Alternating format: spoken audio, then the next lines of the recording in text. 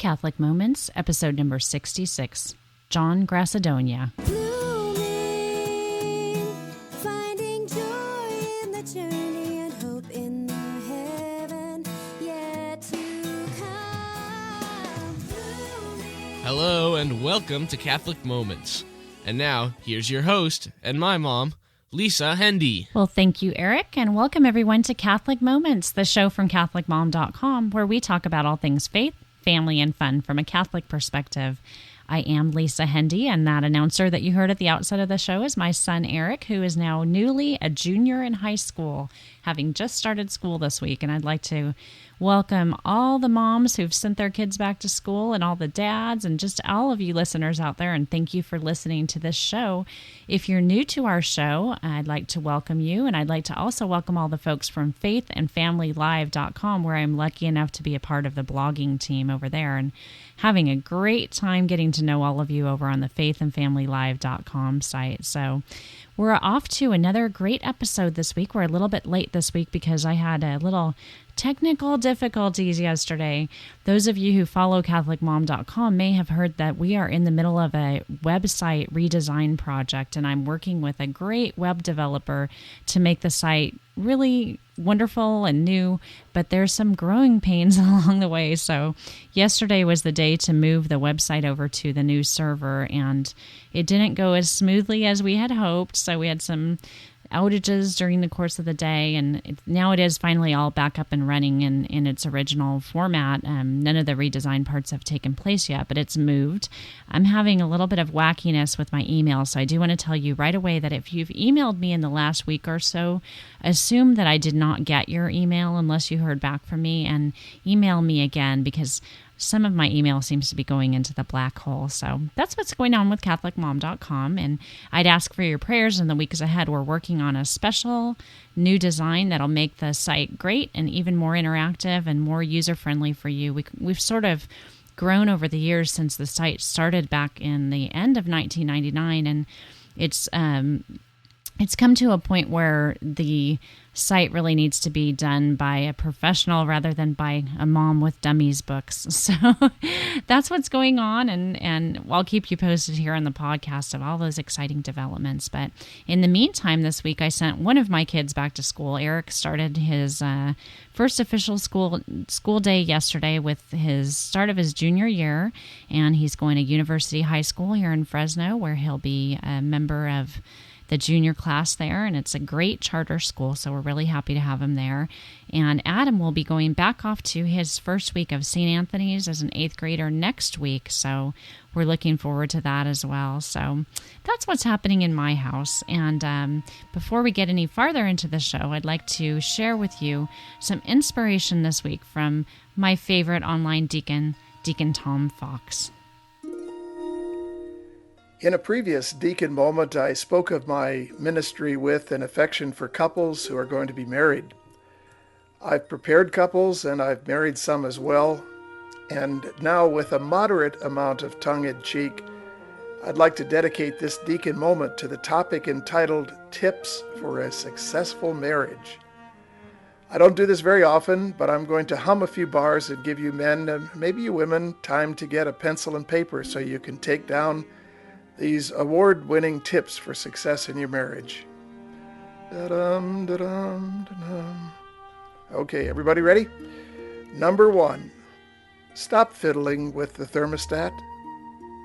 Number 2, don't hog the blanket. Number 3, watch less football. Number 4, don't leave nail clippings any place but the wastebasket. For you men, here's an important number 5. Think twice before complimenting your wife's best friend on her new hairstyle. Number 6, is this for ladies? I don't know. Don't use a kitchen knife to remove staples, tighten wood screws, or apply wall spackling compound. Oh boy, I hate this one. Here's number 7. Declare a 7-day moratorium on surfing the internet. A good marriage and neighbor success tip. Number 8, don't run a chainsaw before 8 a.m. or after 10 p.m. Number 9, if you get up first, please don't sing in the shower. Ladies, number 10, maybe for guys too, do not describe in excruciating detail every plot twist in your day. And number 11 is a bonus suggestion for you men to help you in your relationship with your bride. Stop rummaging in your wife's purse. And then here's number 12. Don't show your 7-year-old how to start a fire using sunshine and a magnifying glass. And then here's lucky number 13, a tip for success in your marriage. Well, maybe we should really put this at the top of the list. Learn to pray together. If you implement most of these in your marriage, you won't have to talk to me or someone else about problems in your relationship. And if you'd like a copy of these, send me an email and I'll get them right out to you. This is Deacon Tom. Blessings. Hey, Deacon Tom, I love those tips. Have you been spying at my house? Because I have to tell you that I'm a blanket hogging, thermostat fiddling, addicted internet surfer. So I need to follow some of those tips. Oh my gosh. And you know what? Football watching is okay as long as it's Notre Dame football, right? So we're about to get into Irish football season. Anyway, you know, it's very timely that Deacon Tom should share those tips because over at faithandfamilylive.com for the last few weeks, we've been blogging on the topic of marriage tips. And so I'm so happy that this is timed so perfectly to invite you to head over to faithandfamilylive.com through the links that we'll have at the show notes in catholicmoments.com and check out the marriage tips, not only what the bloggers have shared, but also what the people in the comment boxes have to say about marriage tips. And you'll find my entry over there, which is tips that my own parents gave me. And this week, my parents celebrated their 46th wedding anniversary. So I want to wish my mom and daddy happy anniversary, you guys. And thank you for the wonderful role model of marriage. And I want to say thank you again to Deacon Tom Fox, who you can always find online at deacontomonline.com, our favorite online deacon.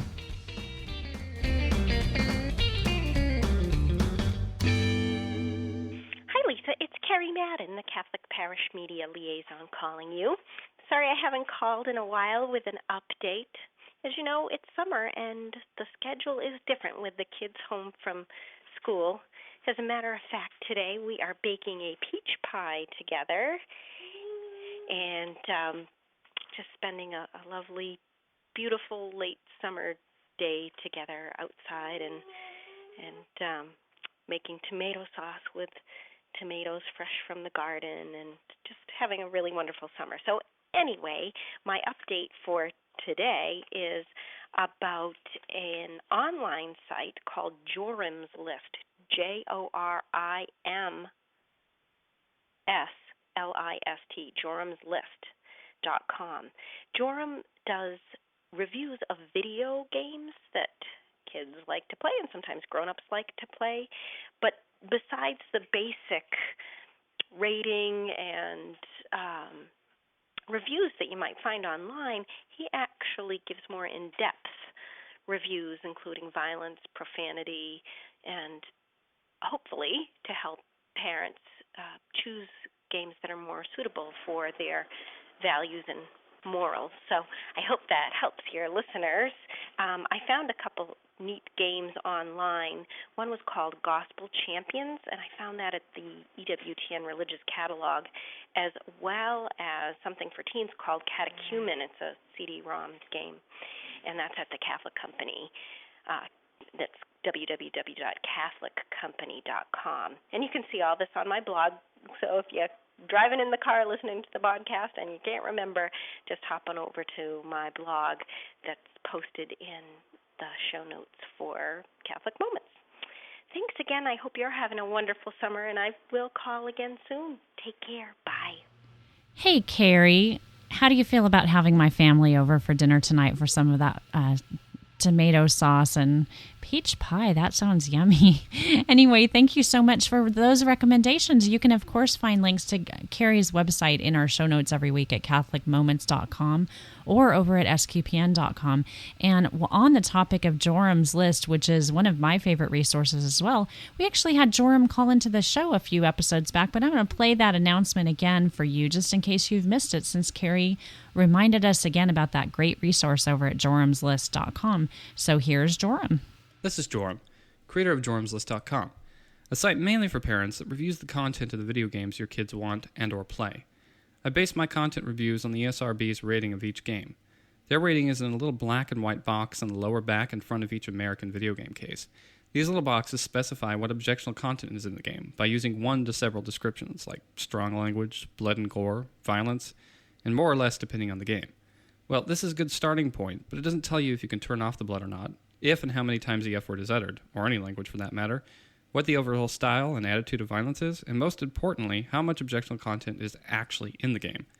I do, by taking their ratings and expanding upon them and telling you exactly what number of language is uttered, the style and severity of blood, and if you can disable it, though there aren't too many games with the option. In other words, I take their 2 or so words and turn them into hundreds, letting you know if it's appropriate for your kids before you buy it. If the game has little and no objectionable content to speak of, I will tell you if and how a specific age group can play the game, and if it's just too hard or boring. I will also tell you if both adults and kids will have fun with this game, or not and why. I've still got a ways to go in the number of reviews I have, so that's why I need your help. Please email me at email@joramslist.com with the names of the games that you're most interested in, and I will review them. Again, this is Joram. Thanks for listening, and to learn more, go to my site, joramslist.com. Hey, thanks, Joram, and thanks again to Carrie Madden. And I want you to head over to both of their sites so you can always find the links to those in the show notes at either catholicmoments.com or sqpn.com. Thanks to both of you again. And next up, I am so happy to share my interview with Catholic musician John Grassadonia. Before we head into the interview, I'm going to play you a little part of his song called We Are Called. Enjoy. We are called to live as the children of God. We are called to live in the presence of His light. We are called to live in the Spirit of Christ. We are called. We are called. We are called to live in love. To love one another, helping each other, each day discover what God has created forever and ever. We are called to live in the spirit of rejoicing. We are called. Our guest on today's Catholic Moments episode is Catholic musician and recording artist John Grassadonia. Hi, John. How are you today? Hi, Lisa. I'm great. I feel great today. So happy to have you as a guest on our podcast, and I want to thank your lovely assistant and wife, Sherry, for facilitating our interview today. And I know you're a very busy man, so I appreciate your time. And I'd like to have you start off by just letting our listening audience know a little bit more about yourself and your background. I live with my wife, and I also live with one daughter and her 3 children. And I have 3 other children, two more daughters actually, and 1 son. And I have 4 brothers. I've lived in California most of my life. I was born in Chicago, and that's kind of describes, where I have really resided. Actually, when I was quite young, in my late teens, I felt I had a calling to enter the priesthood, and I spent a couple years actually going to several monasteries and visiting different religious orders. And I made a decision, however, that I probably could do, for me, my work had to be probably in the world. Right. And so I actually got a degree in social work, but I had such a strong, love for music that I was just playing music as well, and I had been writing music even then. So I studied music too, and I ended up getting a degree in music and social work. Oh, that's wonderful. And I'm sure those early years of discerning your vocation have gone into the type of musician that you are now as well. Now, I was really fascinated to read on your website about your professional employment in the field of social work and the probation department and working with the mentally ill, and how that's kind of led you to where you are in your music ministry at this point. Can you share a little bit more about that background and how it led to you to where you are today?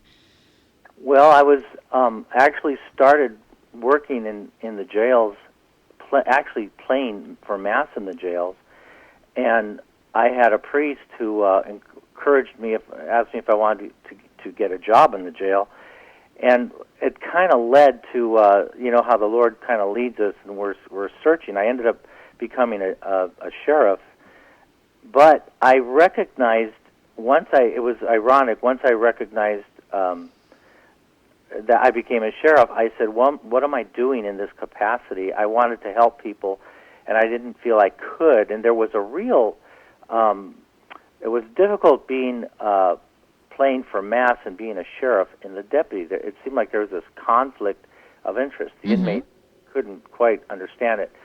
I ended up going into probation work, first I started working in the juvenile halls, and I worked in the juvenile halls for about 13 years, and then I went into actually work as a juvenile probation officer and an adult probation officer, and then a pretrial investigator for the courts. And in all this, I was taking in, let's say, some of the most painful, life scenarios that you can imagine. Oh, I can imagine. Yes. And that included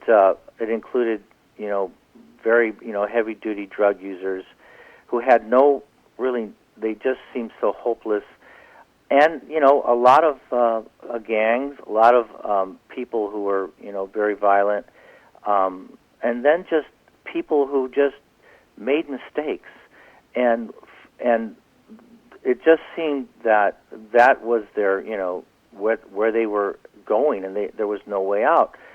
And what I began to experience, especially as a pretrial investigator, I wanted to actually tell people about God, and I wanted to help them pray and do things, and I couldn't, because I was working for a government job, and I wasn't allowed really to, manifest that kind of, let's say, thinking and going from that thought and, going to prayer rather than being black and white as my reports and, recommending people be locked up, go to programs, be released, things like this.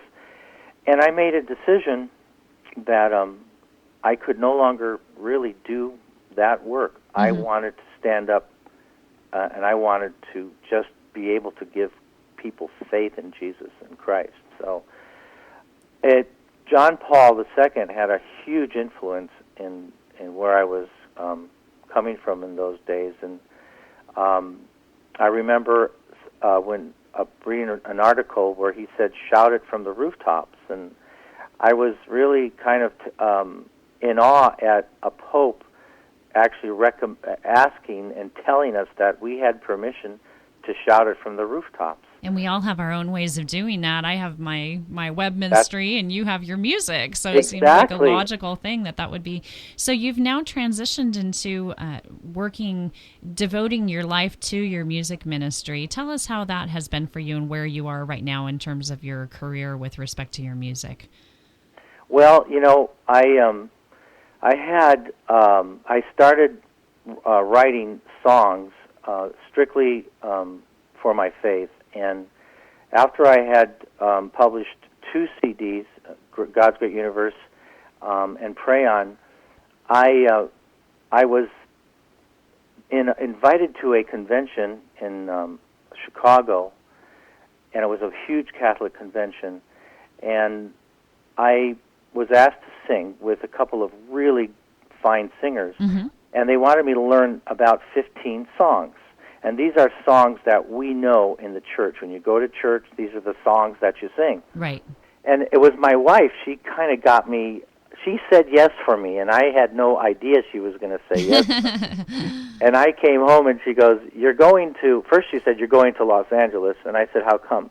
She said, "Well, you're going to sing at a convention, and they want you to learn 15 songs." And I said, what do you mean 15 songs? And she said, these are the songs. And I looked at him and I go, oh, no. I think I knew about 5 of them. And she said, you got 4 days to get it together. And I go, what? Nice that she had the confidence in you that would turn your life around like that. Exactly.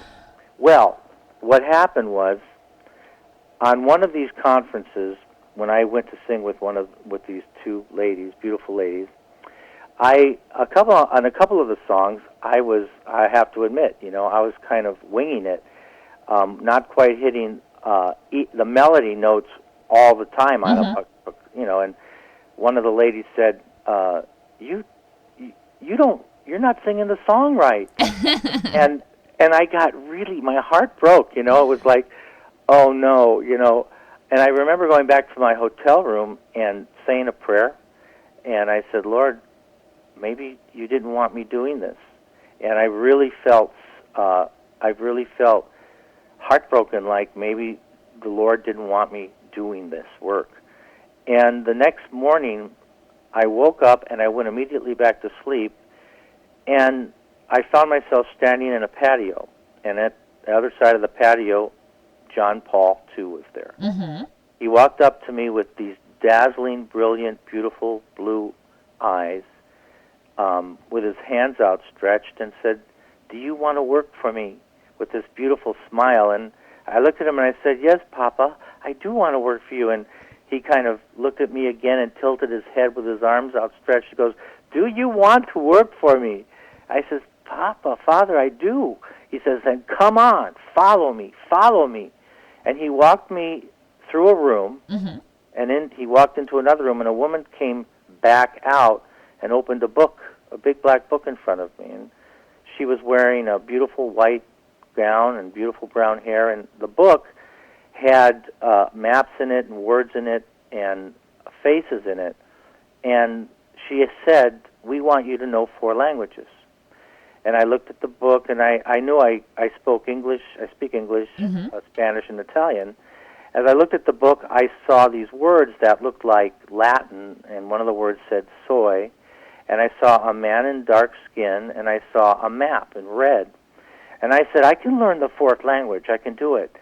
And she said, good. And she closed the book, turned around, walked back to the room she came from. Uh-huh. And at that moment, I woke up with a gasp of breath, and I said, what was that?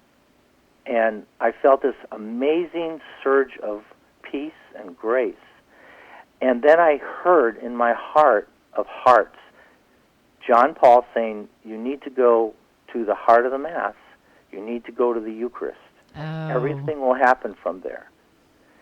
I got out of bed, I prepared my work, and I went down there, and everything was a breeze. And it was within that same week, mm-hmm. I was asked to go to EWTN to play for their show backstage. Right. And it has not stopped since. Wow, that's so amazing.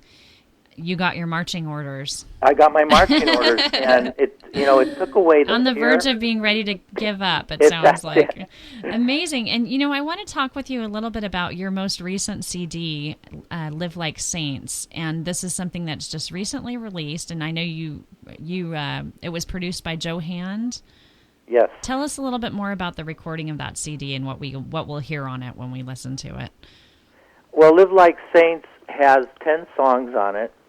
And it, in contrast to my other CDs, it has it has some very strong personal messages, in a sense, like "Destiny" is a song that just talks about my personal commitment to the Lord, and it says it's like a prayer, a conversation mm-hmm. from my heart to the Sacred Heart of Jesus, and it's a very beautiful song. It has another song on it, "We Are Called," which is an acoustical song, and, mm-hmm. and this particular CD is more acoustical bound. It's in other words, it's tied closer, let's say, to acoustical guitars Right. and live pianos, and really very strong lyrics that can be used not only at Mass, but also just in concert. In a meditation type and of in environment. meditation. Well. There's one song called We Are Called, and actually I use that song to get me, straighten me up, because sometimes when I hear the words, I go, am I living what I'm saying here?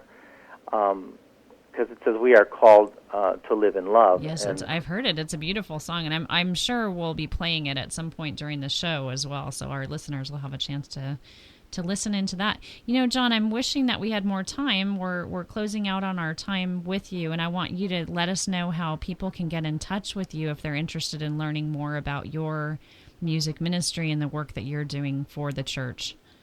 I have a website, www.johngrassadonia.com, Mm-hmm. and I also can be reached if anybody wants to, talk music with me here at my own home address if they want that. That can be, and you want me to give it out? Why don't we do this? Why don't you email it to me, and then we'll be sure we have links in our show notes for every episode to the interviewees' websites and things like that. So we'll share that, and I'll make sure I get a hold of that so that people can reach you. Are there any closing thoughts that you'd like to share with our audience before we let you go for the day? Well, I think my closing thoughts are kind of like the album says. The title of it is Live Like Saints. And, we've been really blessed, our generation, to be witnesses to some very holy and saintly people, Mother Teresa of Calcutta, John Paul, to the great. And, I think we've been given some special graces from these two saints to be, who have been with us, to really strive to live our faith and just stand up and be witnesses. And I think whatever we are able to do, whether it's teach a children's class, or whether it's able to teach coach a baseball game, or it's to do a larger work that you never expected you could do. One of the secrets I found is the grace in saying yes. When we're asked to do something for God, if we feel that in our heart, if we can ask Him for the grace and say yes, we will see doors open that we have never believed could open. I firmly believe you're right about that, and I see that in your message and in the music that you're sharing with each of us. So I want to thank you for your time, and hopefully we'll be able to catch up again sometime soon, because I know that you've got a lot more projects going on in your work. So I want to invite people to head over to johngrassadonia.com, and we will, of course, have links to that in our show notes, and to John, and the CD is entitled Live Like Saints, and I hope everybody will check it out. So thanks a lot for your time, John. Thank you, Lisa. It's been a blessing. Lord, you're the answer to my every prayer, the answer to my everywhere. Oh Lord, without your love there's nowhere to hide the emptiness I feel inside. Oh Lord, destiny has called me to you, and forever I will be true, 'cause your love has set my heart free. Lord, you're the maker of my very soul. Thanks again to John Grassadonia for being a part of our show this week and for sharing the wonderful gift of your music. And please do head over to check out John's new CD, Live Like Saints. You can find all the information on how you can locate him in our show notes at catholicmoments.com. Until next week, everyone, I hope that you will give me some feedback. I look forward to hearing from you, and I want to thank the person who headed over to iTunes this week to leave us a review. And to all my new friends on Facebook and 4marks.com, thank you guys so much for your friendship in those social networking sites. You can follow me on twitter.com or at plurk.com. You'll find the notes for that in my show notes at catholicmoments.com. And until next week, everyone, I want to wish you all the best. And we'll close out this week's show with a prayer in honor of the Queenship of Mary, which we celebrate tomorrow, Friday, August 22nd. God, you have given us the mother of your Son to be our mother and queen. Through her intercession, grant that we may attain the glory destined for your adopted sons and daughters in your heavenly kingdom. Amen. Until next week, everyone, hope you have a great weekend, and we'll see you soon. Bye-bye. Everything that happens to me is part of your plan, now I see.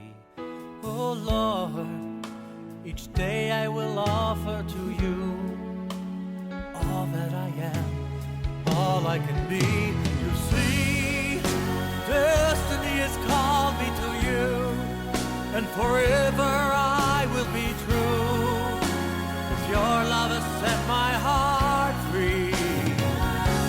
You see, the day that I trusted in you was the day that my life changed forever.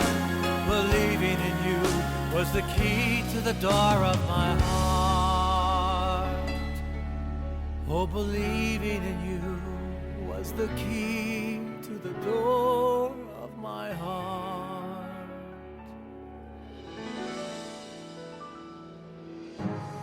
SQPN, leading the way in Catholic new media.